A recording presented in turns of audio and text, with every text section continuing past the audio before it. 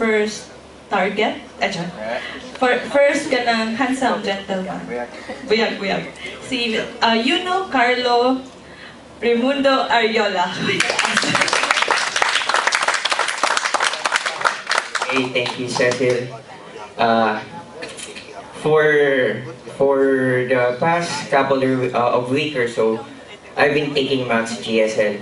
And for a week and a half, to be exact, Max GSL has already helped me in 4 ways. Of all these 4 ways, it has something to do with my health. Okay? So first, it has helped me with my asthma. Second, with my with the lumbar pain that has been troubling me for several years. And third is from my addiction with coffee. And fourth, by the way I look at life. So let me explain that later. Okay. So first, let me first tell you how I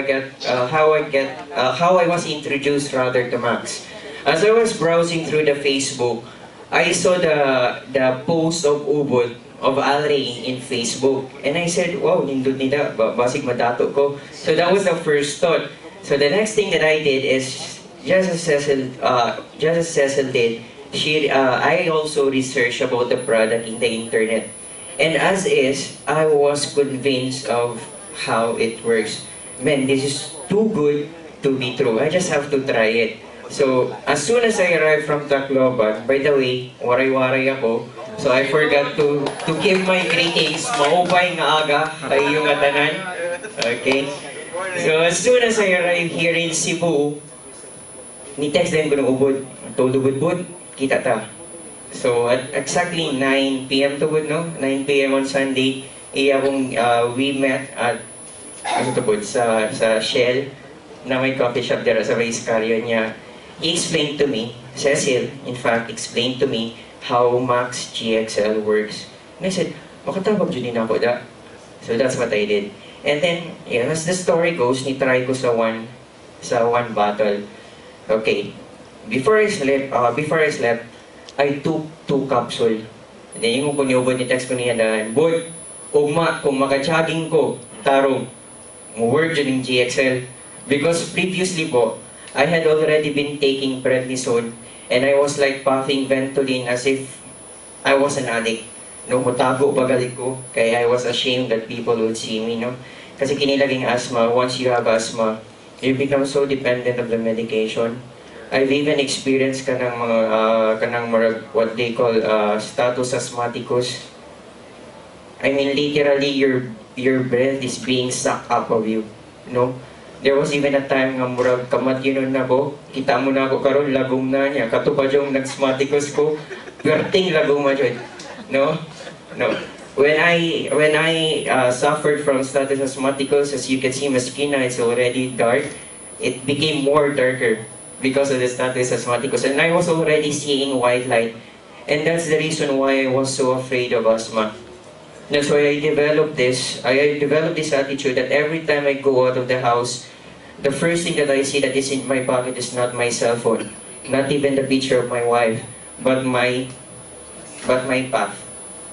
Puff jud yun. Yeah. Before gumula ka, before I do anything else, puff yun. That was how dependent I was. So, katulad ng dyan Sunday, a few days before ko ni-start sa Max GXL, sige na ko prednisone. Because it was the only, murag mo na yung makatabang na ako kasi wala na yung gamit ang Ventolin ba. Kaya niyundin ko na ubod, if this works, 2 capsule bod niya, makajogging ko, tuon ako ni mo. Yes. Okay?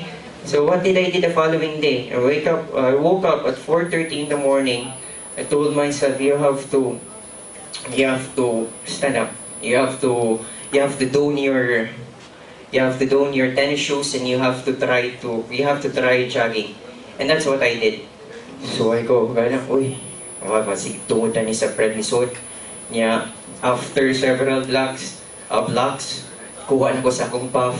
Pasig mapatay ko, ano yung gibuhat na, ginuwang na ko. So puff. And eventually, nakaya po na akong mag-jog.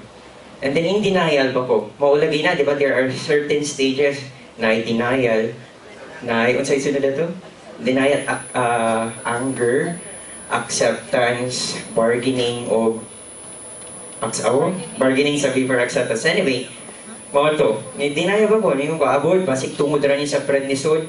O moabot kung mulayo-layo akong jogging boot, basig mag-work jud.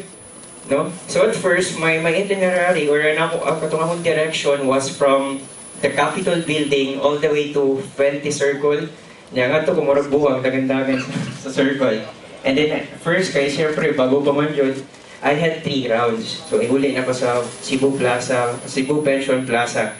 Then the following day, I did it again. With the grace of God, I was able to continue running and jogging. Then eventually, na-continue siya from Capitol, then Banawa, Soto, balik sa 20, balik-balik na yun. So that was how miraculous it was for me. The best thing there is that karon gali wala na po ng care sa Ventolin. Kaya it's the freedom ba? It's the freedom for several years hadlok ka, mamatay ka sa kalsada, kay basig as maon ka diretso. That was the greatest thing that happened to me. So that is the first ko lang. Second, akong lumbar pain. Kini naging batang ama. No?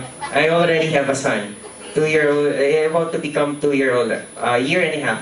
So when magkarga lagi ta, kay my father would used to call me, oh, you know, tigasin ka pala dong. Okay?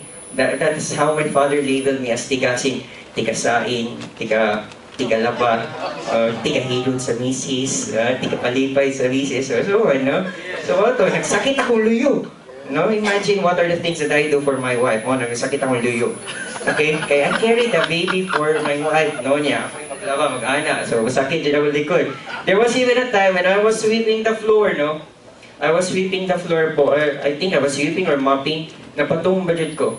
Because that was how excruciating my back pain was then. And the only relief that I could get from is by taking Celebrex. Celebrex 1,000 mg, ito sa sale. Yung pinakataas, no? Ang 1,000 mg. The other nga, murag analgesics, dire muda. No? So, mga to. So, that is the second. The third, kinilaging coffee addict, no? Per day, 8 to 10 cups siguro. Niya mag-crave jud. Siguro mo na akong color, mura jud kape. No? When we were younger, I used to get insecure a lot because of my color. No, tingong ko papa manong ingani man niya akong color. Ay langgod ka ko andong ay langgod ka balagaw ka insecure kaya nga tong lahi Italiano. Oh, buwa nga papa, Italiano man jud ni. Pa, what is Italiano?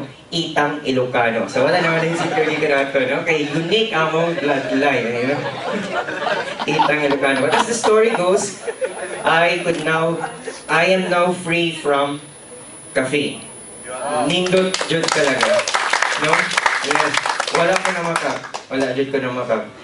And then third and fourth, finally, is the positive outlook in life. So una, makuyawan jud ko kay asthmatic, kasakit ang likod. Sige. Sige, kinom og kape. Hadlok ko madin na akong makita sa akong asawa. Ngita siya glain, no?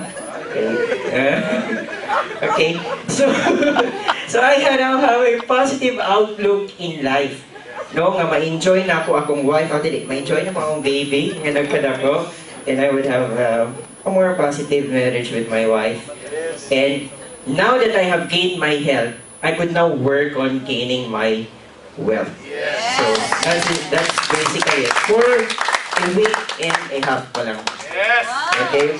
Kaya the future is max. Okay?